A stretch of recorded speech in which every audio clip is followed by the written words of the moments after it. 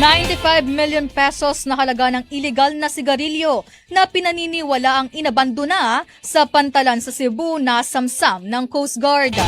Katropa natin sa balita, Almi Mata ng XFM Cebu.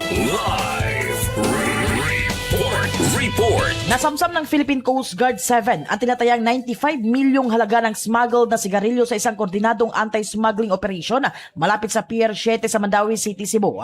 Natagpo ng iligal na kargamento sa loob ng 2 container van na umano'y ipinuslit sa pantalan. Ayon sa PCG-7, nagsimulang operasyon matapos makatanggap ng impormasyon ang kanilang intelligence operative hinggil sa umano'y maling deklarasyon ng kargamento na nakatagdang ibiyahe patungong Gothong Wharf sa Pier 7. Nagsagawa ng surveillance sa mga tauhan mula sa PCG Intelligence Unit, Coast Guard Station Central Cebu at Maritime Security Law Enforcement Group Central Visayas. Sa panayam, ayon kay Station Commander Captain Jerome Lozada na nakatagap sila ng impormasyon hinggil sa kahinainalang galaw ng kargamento sa lugar.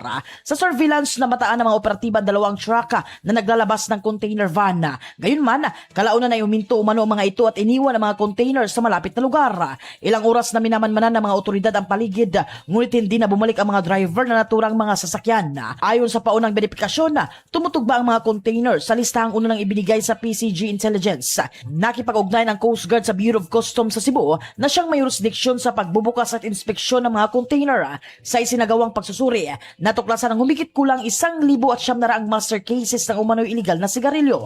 Tinatayang nagkakahalaga ang bawat master case ng 50,000 pesos, kaya umabot sa humigit kumulang 95 million pesos ang kabuuang halaga ng nasamsam na kargamento.